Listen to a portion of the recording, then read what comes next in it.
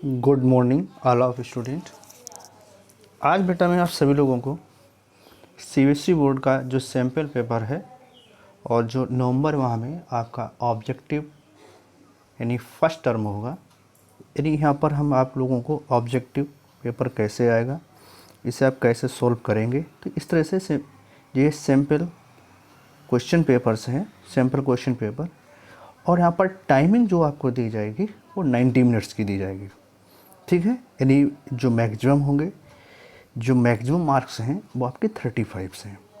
इसको किस तरह से उन्होंने डिवाइड किया है, तो टाइम जो आपको अलॉटमेंट होगा वो 90 मिनट्स का होगा। यानी जनरल जो इंस्ट्रक्शंस होंगे, जिससे क्वेश्चन पेपर्स हैं, जैसे यहाँ पर दिया गया है कि the question paper content 3 sections, यानी आपको 3 सेक्शंस मिलेंगे। यहाँ पर सेक्शन ए होगा, यानी 25 क्वेश्चंस होंगे, और अटैम्प्ट एनी 20 क्वेश्चन, यानी 25 क्वेश्चन दिए जाएंगे आपको। अटैम्प्ट जो करने होंगे 20 क्वेश्चंस करने होंगे। यानी सेक्शन बी की बात होगी तो section B has 24 questions, attempt any 20 questions, यानी आपको 20 क्वेश्चन अटैम्प्ट करने होंगे, 24 दिए होंगे आपको। इसके बाद कह रहा है कि section C has 6 question, attempt any 5 question, यानी आप सेक्शन सी में जो होगा आपको 6 क्वेश्चन दिए जाएंगे और उसमें अटैम्प्ट जो करने होंगे वो आपको 5 क्वेश्चन करने होंगे। फिर यहाँ पर ये कहा गया है कि जो all question carry equals mark, यानी सभी क्वेश्चंस का जो मार्क्स होगा वो सेम होगा, ठीक है। There is no negative marking, यानी नेगेटिव मार्किंग भी नहीं होगी। तो जैसे सेक्शन ए की बात हो रही है तो सेक्शन ए में इस तरह से आपके मल्टीपल चॉइस क्वेश्चन इस तरह से आपके आएंगे। तो यहाँ पर 25 क्वेश्चंस होंगे, आपको 20 क्वेश्चंस करने होंगे, ठीक है। इसके बाद हम लोग बात करते हैं सेक्शन बी की, यानी सेक्शन बी इस तरह से आपको ऑब्जेक्टिव क्वेश्चन मिलेंगे। और ये जो है ऑब्जेक्टिव क्वेश्चन, अगर इनको आप सॉल्व कर सकें तो सॉल्व करिएगा। अगर आपको यहाँ पर इसकी अगर सोल्यूशन ही चाहिए तो आप उसको कमेंट बॉक्स में आप लिख के बता देंगे, तो इसको विद सॉल्यूशन को एक्सप्लेन कर देंगे। अभी सिर्फ जो है मैं आपको पेपर पैटर्न के बताने जा रहे हैं कि आपका ऑब्जेक्टिव जो होगा फर्स्ट टर्म होगा सीबीएसई बोर्ड का, वो किस तरह से होगा, ठीक है बेटा। तो ये आपका क्लास 12 के लिए है। इसके बाद बेटा हम लोग बात करते हैं आगे सेक्शन बी। तो सेक्शन बी जो है कह रहा है कि this section consist of 24 multiple choice questions with overall choice to attempt any 20 questions in case more than desirable number of questions are attempt only first 20 will be considered for the evaluation. इसी तरीके से जो आपके questions को होगा evaluation होगा। इस तरह से आपके ऑब्जेक्टिव टाइप के क्वेश्चन यहाँ पर भी सेक्शन बी में दिए जाएंगे।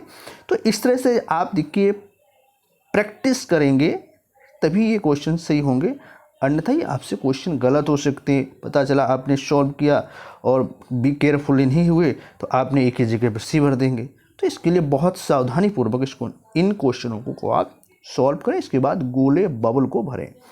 अब जैसे क्वेश्चन नंबर आपका आ रहा है यहाँ से 45 से 49, यहाँ पर इस तरह के क्वेश्चन आएंगे जो 40 to 49 से consist of 2 statements assertion A and reasons R the answer these question selecting the appropriate option given below. इस तरह से जैसे आपको ऑप्शन दे दिए गए यहाँ पर, इस तरह से यहाँ पर जैसे कहा गया है क्वेश्चन 45 to 49, जैसे ए ऑप्शन है यहाँ पर कि both A and R are true and R is the correct explanation A. मतलब यहाँ पर ए और आर मतलब स्टेटमेंट असर्शन और रीजन दोनों सही है, ठीक है। और फिर ये भी कहा जा रहा है कि जो रीजन है, जो रीजन दिया जा रहा है वो ए का मतलब करेक्ट एक्सप्लेनेशन है। इसके बाद बी में क्या कहता है कि the both A and R the true but R is not the correct explanation of A. मतलब ये कह रहा है कि दोनों ट्रू तो हैं लेकिन जो आर है, ठीक है, R is not correct explanation, मतलब आर जो है ए कथन की व्याख्या सही से नहीं कर रहा है। सी पार्ट क्या कहता है, A is true but R is false, A true है लेकिन आर फॉल्स है। डी क्या कहता है कि A is false R is also false. तो इस तरह से ये 4 आपको ऑप्शन दे दिए गए हैं। तो ये आपको जैसे 45 में है, ये आपको दिया गया असर्शन और रीजंस, तो इसी के अनुसार ए और बी सी आपको डिसाइड करना पड़ेगा क्या सही है। ठीक है, इसके बाद हम लोग बात करते हैं सेक्शन सी। सेक्शन सी क्या है? Consist of 6 multiple choice question. ठीक है, with an overall choice to attempt any 5। In case more than desirable number of questions are attempt only first 5 will be considered for the evolution. इस तरह से यहाँ पर 6 question दिए जाएंगे आपको, और यहाँ पर आपको क्वेश्चन कितने करने होंगे? 5 क्वेश्चन करने होंगे। एक क्वेश्चन आपको यहाँ पर इस तरह से एक्स्ट्रा दिया जाएगा। अब यहाँ पर आपको मिलेंगे जैसे read the following paragraph answer questions. अब जैसे ये आपको पैराग्राफ दिया गया यहाँ से, ठीक है, इस पैराग्राफ से आप क्या करेंगे? यहाँ पर नीचे क्वेश्चंस दिए जाएंगे, ये पैराग्राफ दिया गया, फिर ये नीचे क्वेश्चंस दिए जाएंगे, फिर आप इन क्वेश्चनों के आंसर लिखेंगे। जैसे ये पैराग्राफ दिया गया यहाँ तक, यानी 52, 53, ठीक है। इसी तरीके से इसे आपका 54 हो गया, ठीक है, इसके बाद 55 हुआ, ठीक है। इसी तरीके से ये आप जो है यहाँ पर क्वेश्चन, ठीक है बेटा, इसी तरीके से क्वेश्चन जो है आप सॉल्व करेंगे। जैसे एक पैराग्राफ वाला हो गया, एक स्टेटमेंट डिवीजन सेक्शन बी में हो जाएगा, और यहाँ पर पैराग्राफ वाले क्वेश्चन आएंगे, ठीक है। इन क्वेश्चन को आपको सॉल्व करना पड़ेगा बहुत आसानी से, और इनकी प्रैक्टिस करेगा। और अगर इस जो मैंने सैम्पल पेपर आपको यहाँ पर दिया है, समझाया है कि कैसे कैसे क्वेश्चन आएंगे, तो अगर इसी का सलूशन आपको चाहिए तो आप कमेंट करके बता देंगे, तो मैं इसका आपको सलूशन प्रोवाइड करा दूंगा, ठीक है।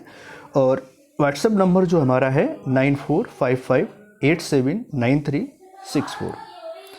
और मैं अपनी बात को यहाँ से समाप्त करता हूँ, और आप सभी को बाय।